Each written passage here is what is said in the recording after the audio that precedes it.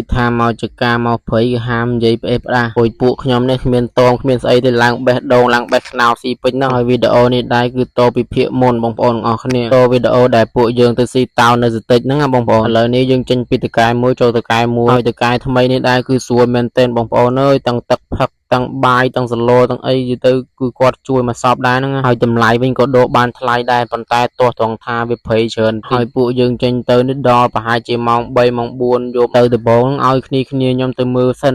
មើលពីល្ងាចអញ្ចឹងណាប៉ុន្តែពេលព្រលឹមឡើងទៅមើលទៅបន្តថាដាច់ផ្ងាព្រៃច្រើនមែនទែនហើយពួកយើងបានទៅដល់ក៏សង្ហាក់ចិត្តនាំគ្នាដេកលើលំមកលើអីពេញហ្នឹងដោយសារតែហ៊ានដកអញ្ចឹងណាឃើញព្រៃច្រើនពេកហើយចុងក្រោយក៏ពួកយើងព្រមដកដោយសារតែម្ចាស់គាត់លូមអញ្ចឹងណាម្ចាស់ណាមួយម្ចាស់គាត់ស្រួលផងនៅពេលហ្នឹងដែរមានអ្នកខ្លះក៏បបួលមកផ្ទះមានអ្នកខ្លះក៏ថានៅចង់ដកហើយចាំម្ចាស់គេមកអញ្ចឹងណាហើយពេលចុងក្រោយទៅម្ចាស់គេមកទៅក៏បានសមោះគ្នាថាដកអញ្ចឹងទៅសម្រាប់សមោះគ្នាចូលឡើងទៅក៏ចាប់ផ្ដើមដាំបាយដាំអីអញ្ចឹងទៅពួកអីយើងកាន់តែនៅកាន់តែហៅហើយបងប្អូនមើលទៅស្ទែនពូម៉ាក់ខ្ញុំនេះឡើងប៉ុណ្ណាណៃបើ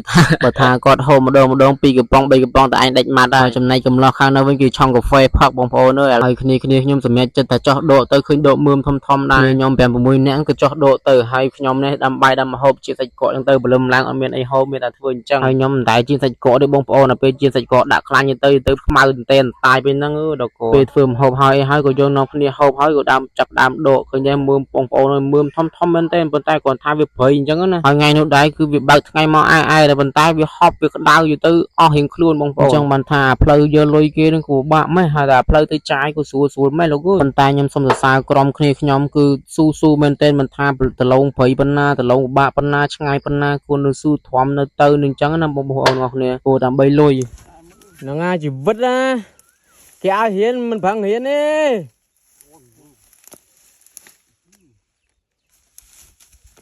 មុខចោលហើយនេះ3នាក់នេះចោលនេះលួចខ្នោគេព្រោះទៅលើទៅលួចខ្នោគេ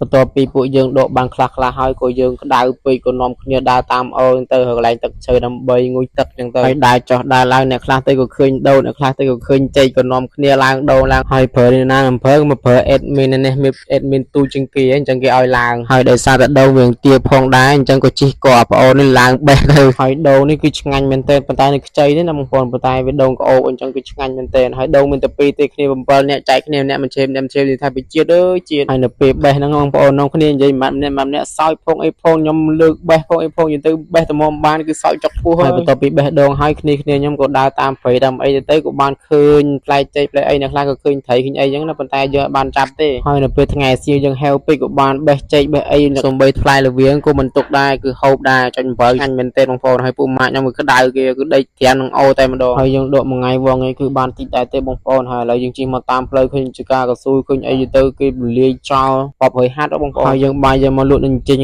ទៅប៉ុន្តែយើងស្នាក់នៅហូបចុកអីនៅឡើងចេញអញ្ចឹងបងប្អូនលយហូបខ្លួនឯងអញ្ចឹងទៅហើយនៅយប់នោះដែរក្តៅក៏ក្តៅអីក៏អីស្រាប់តែយប់ម៉ោង2ទៅអាខ្យល់ខ្យល់នាំគ្នាភ្លៀងរត់មកចូលឡើងចេញគេដេកពេញហ្នឹងបងប្អូនអើយនិយាយកំសត់តែមែនទេហើយពេលយើងរត់មកក្រោមចេញហ្នឹងគឺភ្លៀងព្រុយទេប៉ុន្តែទៀតហ្នឹងគឺភ្លៀងសាច់ពេញក្រែហ្នឹងបងប្អូននាំគ្នារត់ចូលក្នុងចេញទៀតទៅយ៉ាប់ហើយយើងដេកតែមកដល់ដឹងខ្លួនបងប្អូនហើយភ្លៀងជោគខ្លួនហើយនេះព្រលឹមឡើងបងប្អូននេះព្រលឹមឡើងគឺទឹកអស់ហើយភ្លៀងចង់ពួកយើងទៅណារួចទេដកក៏ដកមិនកើតអីមិនកើតឥឡូវមានតែដាំបាយហូបទៀតហើយបងប្អូនអើយហើយហូបហើយសម្រាប់សមួរគ្នាទៅគឺថានៅមិនបានទេអញ្ចឹងមានសម្រាប់ចិត្តថាមកផ្ទះវិញអញ្ចឹងវីដេអូនេះគឺមានតែប៉ុណ្្នឹងទេជួបគ្នានៅវីដេអូក្រោយទៀតបាយ